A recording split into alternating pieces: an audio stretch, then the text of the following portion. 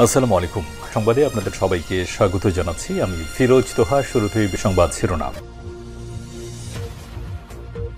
বাংলাদেশের সর্বশেষ গুরুত্বপূর্ণ আপডেট সংবাদে আপনাকে স্বাগত। শুরুতেই সংবাদ শিরোনাম, পরে বিস্তারিত। প্রথমেই জানাব, জিয়াউর রহমানের মৃত্যুবার্ষিকীর অনুষ্ঠান ঘিরে বিএনপির দুই পক্ষের সংঘর্ষ। রাষ্ট্রপতি জিয়াউর রহমানের ৪৪তম মৃত্যুবার্ষিকী উপলক্ষে আয়োজিত অনুষ্ঠান ঘিরে বিএনপির দুই পক্ষের সংঘর্ষের ঘটনা ঘটেছে আজ। উত্তরা ১১ নং সেক্টরে কাঁচাবাজার এলাকায় এই ঘটনা ঘটে। শহীদ রাষ্ট্রপতি জিয়াউর রহমানের ৪৪তম মৃত্যুবার্ষিকী উপলক্ষে রাজধানী ঢাকাসহ বিভিন্ন জায়গায় কর্মসূচি পালন করছে বিএনপি। ফ্যাসিস্ট আওয়ামী লীগ সরকারের আমলে বিরোধী দলীয়ের উপর সীমাহীন নিপীড়ন নির্যাতনের শিকার হয়ে রাষ্ট্রপতি জিয়াউর রহমানের শাহাদাতবার্ষিকী উপলক্ষে যথাযথভাবে কর্মসূচি পালন করতে পারেনি তারা। ফলে দেশজুড়ে বিভিন্ন কর্মসূচি পালন করেছিল দলটি। এবার ছাত্র জনতার আন্দোলনে নতুন করে বিএনপি স্বাধীন পেয়েছে। এই স্বাধীন অর্জন করছে ছাত্র জনতা, কিন্তু বিএনপি সবকিছু সবার থেকে বেশি সুফল নিচ্ছে। আকাশসীমা লঙ্ঘন করে বাংলাদেশে ৫ ড্রোন উড়ালো ভারতের সীমান্তরক্ষী বাহিনী বিএসএফ। আতঙ্কে সাধারণ মানুষ। কুড়িগ্রামের রৌমারী উপজেলার বড়াইবাড়ি ও বারবান্দা সীমান্ত এলাকায় বাংলাদেশের সীমানায় প্রবেশ করে একসঙ্গে ৫টি ড্রোন উড়েছে ভারতের সীমান্তরক্ষী বাহিনী বিএসএফ। আজ রাত ৮টা থেকে রাত ৯টা ৪৫ পর্যন্ত এই ড্রোনগুলো কাকদড়িপাড়া বিএসএফ ক্যাম্প থেকে উড়ানো হয়েছে। এরপর জানাবো, ফিলিস্তিনি, সৌদি সহ ৬ আরব দেশে বৈঠক পণ্ড করল ইসরায়েল। পশ্চিম তীরের রামাল্লায় সৌদি আরবের নেতৃত্বে ফিলিস্তিনি প্রেসিডেন্ট মাহমুদ আব্বাসের সঙ্গে বৈঠকে বসার কথা ছিল ৫ আরব দেশ ও তুরস্কের। হতে চাই বৈঠকে বাধা দিয়েছে দখলদার ইসরায়েল। এদিকে এবার যুদ্ধবিমান হারানোর কথা স্বীকার করল ভারতের সামরিক বাহিনী।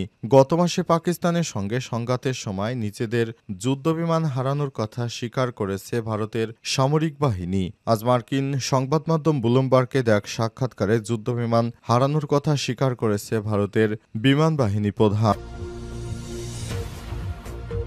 এবারে জানাবো, ভারতীয়রা কিভাবে পাকিস্তানের গুপ্তচর হয়ে উঠছে। পেহেলগামে হামলার জেরে ভারত অপারেশন সিঁদুর পরিচালনা করার পরও সতর্ক অবস্থানে রয়েছে দেশটির গোয়েন্দা সংস্থা। কারণ গত কয়েক মাস জুড়ে রাজস্থান, মহারাষ্ট্র, দিল্লি, হরিয়ানা, উত্তরপ্রদেশ, গুজরাট এবং পাঞ্জাব থেকে অন্তত ১৫ জনকে পাকিস্তানি গুপ্তচর করার জন্য গ্রেপ্তার করা হয়েছে। খবর এনডিটিভির। তারা টাকার কাছে বিক্রি হয়ে যাচ্ছে।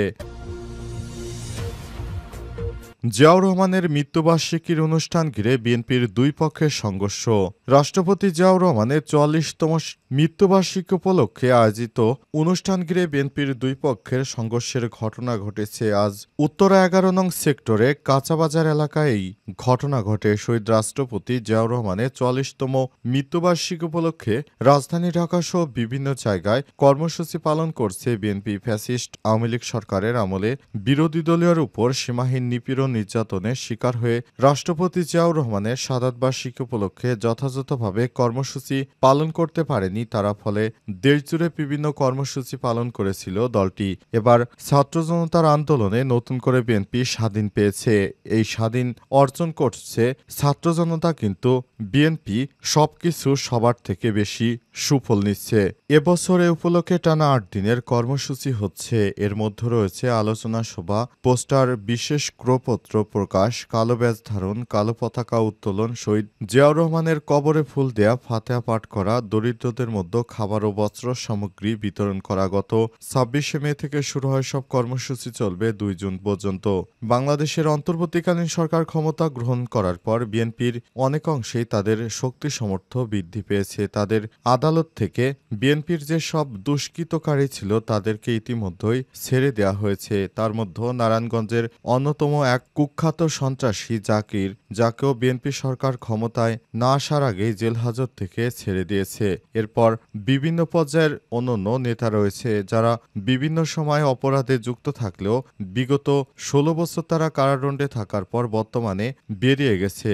তারা বর্তমান যার যার এলাকায়, নিজের এলাকায় দাপটের সঙ্গে রাজনীতিতে সক্রিয় হয়েছে। তবে অত্যন্ত দুঃখের বিষয় যে ছাত্র জনতার আন্দোলনের মাধ্যমে এই সরকার গঠিত হলো, অথচ বিএনপি এই রাজনৈতিক দলটি দলটি বলছে এখন এই আন্দোলনের মাস্টারমাইন্ড ছিল তারা। আন্দোলনের মাস্টারমাইন্ড নিয়ে তাই দুই পক্ষের মধ্যে কথা কাটাকাটি হচ্ছে প্রতিদিনই। টিভিতে বিভিন্ন টকশোর মাধ্যমে বিএনপি এবং শিক্ষার্থীদের মধ্যে মাঝে মাঝেই কথা কাটাকাটি দেখতে পাওয়া যায়। আকাশসীমা লঙ্ঘন করে বাংলাদেশে ৫ ড্রোন উড়ালো ভারতের সীমান্তরক্ষী বাহিনী বিএসএফ, আতঙ্কে সাধারণ মানুষ। কুড়িগ্রামের রৌমারী উপজেলার বড়াইবাড়ি এবং বারবান্দা সীমান্ত এলাকায় বাংলাদেশের সীমান্ত পেরিয়ে আকাশসীমায় প্রবেশ করে একসঙ্গে ৫টি ভারতীয় ড্রোন। ভারতীয় বিএসএফ সীমান্তরক্ষী বাহিনী এই ড্রোন উড়িয়েছে আজ রাত ৮:৩০ থেকে রাত ৯:৪৫ পর্যন্ত। এই ড্রোনগুলো ভারতের কাকদোয়ারিপাড়া বিএসএফ ক্যাম্প থেকে উড়ানো হয়। স্থানীয় সূত্র থেকে জানা গেছে ড্রোনগুলো বাংলাদেশ সীমানা পেরিয়ে প্রায় ১ কিলোমিটার অভ্যন্তরে প্রবেশ করে বড়াইবাড়ি বারবান্দা গ্রামের আকাশ টহল দেয়। এমনকি বড়াইবাড়ি বিজিবি ক্যাম্প এর উপর দিয়েও ড্রোন উড়ে নজরদারি চালানো হয়। রৌমারী সদর ইউনিয়নের ৬ নম্বর ওয়ার্ডের ইউপি সদস্য ফিরোজ মিয়া বলেছেন, রাত ৮:৩০টার দিকে হঠাৎ করেই ৪ থেকে ৫টি ড্রোন আমাদের আকাশে দেখা যায়। ড্রোনগুলো বড়াইবাড়ি ও বারবান্দা গ্রামের উপর দিয়ে ঘোরাঘুরি করছিল। তিনি এ সময় আরও বলেছেন, গত ২৭শে মে ১৪ জন ভারতীয় নাগরিক সীমান্ত অতিক্রম করে বাংলাদেশে পুশিনের পর থেকে বিএসএফ বিভিন্নভাবে সীমান্তে তৎপরতা বাড়িয়েছে। একের পর এক ড্রোন ওড়ানোয় সীমান্ত এলাকার সাধারণ মানুষের মাঝে চরম আতঙ্ক বিরাজ করছে।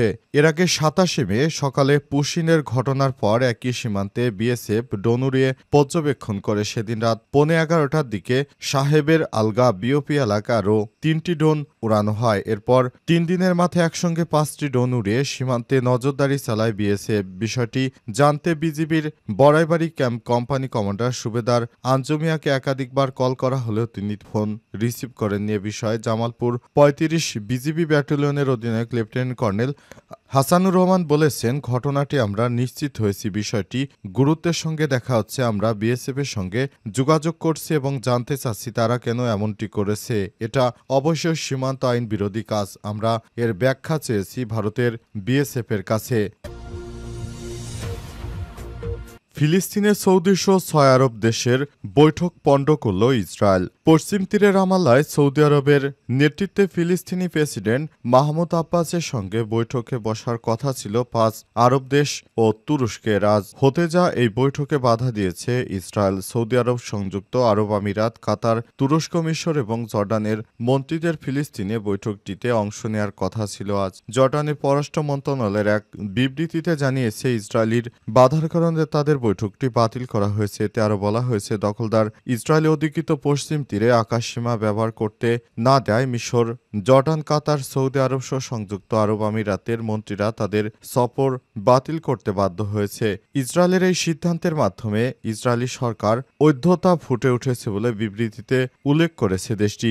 আজ আল জাজিরার খবরে বলা হয়েছে, ইসরায়েল ফিলিস্তিনি ভূখণ্ডে সীমানা এবং আকাশসীমা নিয়ন্ত্রণ করে থাকে। শুক্রবার রাতে ইসরায়েল জানিয়েছে তারা আরব রাষ্ট্রমন্ত্রীদের বৈঠকের অনুমতি দেবে না, কারণ তারা চাইছে দ্বিরাষ্ট্র সমাধান, কিন্তু দখলদার ইসরায়েল সেটি চায় না। বৈঠকটিতে উস্কানিমূলক বলে উল্লেখ করে এক ইসরায়েলি কর্মকর্তা বলেছেন, রামাল্লাহ একটি ফিলিস্তিনি রাষ্ট্র প্রতিষ্ঠার প্রচারণা নিয়ে আলোচনা করার জন্য আরব দেশগুলোর পররাষ্ট্রমন্ত্রীরা একটি উস্কানিমূলক বৈঠক আয়োজনের ইচ্ছে করেছিল। ৭ অক্টোবর গণহত্যার নিন্দা করতে অস্বীকার করে এসব দেশ ইসরায়েলের নিরাপত্তাজনিত ক্ষতির কারণে এই ধরনের পদক্ষেপে সহযোগিতা করবে না তার দেশ। ফিলিস্তিনি রাষ্ট্রের বিষয়টি নিয়ে আলোচনা করার জন্য ফ্রান্স এবং সৌদি আরবের যৌথ সভাপতিত্বে ১৭ থেকে ২০ জুন নিউ ইয়র্কে অনুষ্ঠিত হতে যায় একটি আন্তর্জাতিক সম্মেলনের আগে এই পদক্ষেপ নিল দখলদার ইসরায়েল।